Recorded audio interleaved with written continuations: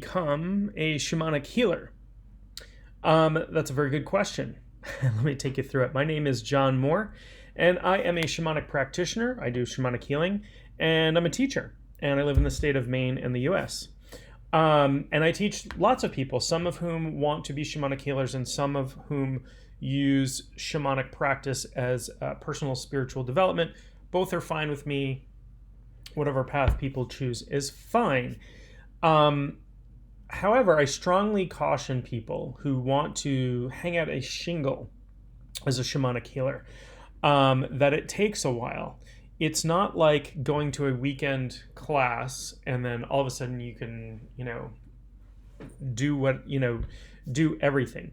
And the reason for that is that there are all kinds of things that shamanic healers deal with, and that you have to learn how to deal with all of them safely, or at least the vast majority of them safely.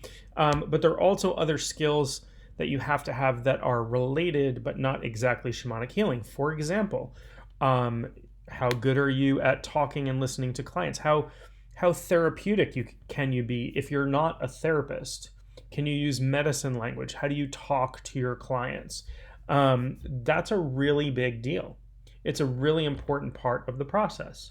But let me take you through the things that I think you would need to know before you could start taking on clients. Now, in the process of your shamanic training, and you need training, you cannot learn to be a shamanic healer from videos, from books, yada yada. You might learn some things, and I have lots of books on shamanism that I use for reference and that sort of thing. But I have like 6 or 7 years of training under my belt, including, a year-long apprenticeship, all kinds of specialized training, 2 years of initiations, and 2 years of teacher training. So, I've spent a long period of time, and I didn't start seeing clients until about 3 years into my training. I'm also not done with my training. That's the other thing. You're never done. You are constantly learning new things. It's like if you were a doctor, you would have to learn what the newest, if you were a surgeon, you'd learn what the newest types of surgeries were. If you were, someone who prescribed medicine, you would have to learn what the new medicines are. You'd have to read the research. You constantly have to update your knowledge. It's not necessarily that new things are developed in shamanism, but shamanism is a topic that is both broad and deep. Okay, there are lots and lots of things that encompass the world of shamanism, and you can take any one of those things and really go down a rabbit hole and become very specialized if that's what you want to do. At a bare minimum, these are the things that I didn't feel comfortable taking clients until I knew how to deal with or do. One of the first things you'll learn, if you're studying shamanism under some indigenous tradition, that will be a different story. Talking about, if you were, taking shamanic training from a non-indigenous, something that's not attached to a very specific culture. You would have to know how to do something called power animal retrieval. I have videos about what that is. You would have to know how to do shamanic extraction. That is, that's something that I do really often. Soul retrieval. Now that's specialized training in dealing with the spiritual results of things like trauma. Okay. And that is a specialized body of knowledge that's not usually covered in an apprenticeship. It's usually a separate training. And I did it as a separate training. I did it as a residential 5-day training with my teacher. Okay, so it was like, go to stay someplace, and I had to have a background in a bunch of stuff before I did that. You would want to know how to deal with ancestral healing. You would want to know how to deal with past life healing. You would want to know how to deal with curses, possession, psychic wounds, spiritual wounding, that sort of thing. That's kind of bare minimum. And then there's a whole slew of other things that are sort of more specialized than that. And there are techniques that I learned that are really helpful tools for me to have, but I don't think necessarily encompass the core. Like, I could do what I do without these tools. These tools just happen to make it a lot easier. So I would expect that it would take at least a couple of years to learn all of this stuff, to learn it well, to practice, to have people to practice with. This is why I recommend not trying to learn shamanism via video or book or whatever. I don't teach journeying on YouTube. I realize you can go on YouTube and find guided journeys and all of that stuff. If you run into trouble, if you run into questions, this is what a mentor is for. This is what going to a teacher is for. And it might just seem like, okay, well, I'm just doing all this stuff in my mind. There are real risks. There are risks to your client, and there are risks to you.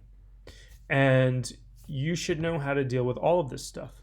What if you're working with somebody who winds up having what we call a possessing being?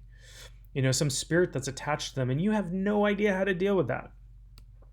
The very first time, fortunately, I was in a class with a teacher who was sitting next to me. The very first time I worked with a possessing being, the person I was working with started choking physically, and I didn't know what to do. And the teacher had to jump in and, save the day, and probably the person. But it was a very, very scary situation for me. And so I would want to make sure that before you decide to go out there, first of all, I don't call myself a shaman, but if you're going to call yourself a shaman, or you're going to call yourself a shamanic practitioner, call yourself a shamanic healer, and do it professionally, take clients, even if you're not taking money, even if you're just going out there and doing it for other, for the good of people, whatever, make sure you know what you're doing. Make sure you're confident. For me, there was always this sort of nervousness about going out there and running into something I couldn't deal with, and I would feel like I wasn't serving my client. And then I learned how some things can be quite dangerous. So the other aspects of that, the other things that are on top of those are just shamanic techniques, is the ethics. How do we deal ethically? And I have a whole video that I just did on ethics in shamanism. What are the ethics around taking clients?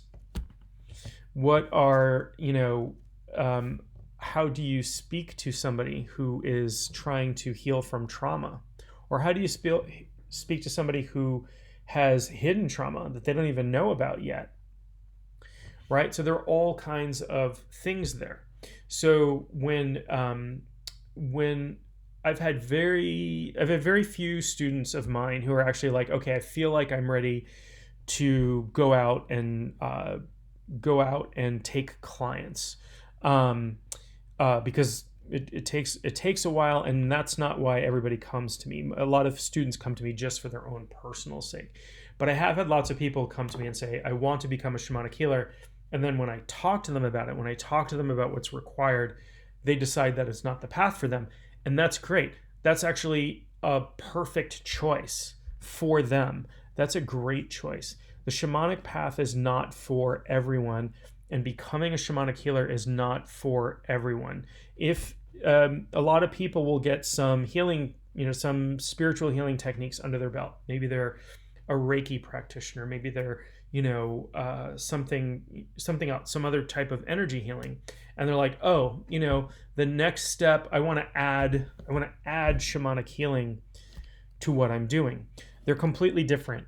And it's sort of like saying, again, using the doctor metaphor, I want to go from being a podiatrist to a neurosurgeon. They're both valuable. They both do what they do, but there's different fields. You would have to go learn a lot, this whole thing. And so many people discover in talking to me that it's not their path. It's totally fine. There's nothing wrong with talking to somebody and discovering what your path isn't. That actually helps you steer more towards what your path is. But if you feel a pull towards shamanism, have a conversation with a teacher who has gone through years of training. Aren't a lot of people there, growing number of people, but it's shrinking a little bit of people who have gone through actual teacher training. I went through 2 years of teacher training to teach shamanism to people, and that was important. It was important for me to understand, not just, and I'd been seeing clients, but it's important for me to understand how to pass skills on, what to look for, how to create curriculum for people. So, hope that's helpful. Don't forget to subscribe to this channel, and I will talk to you real soon.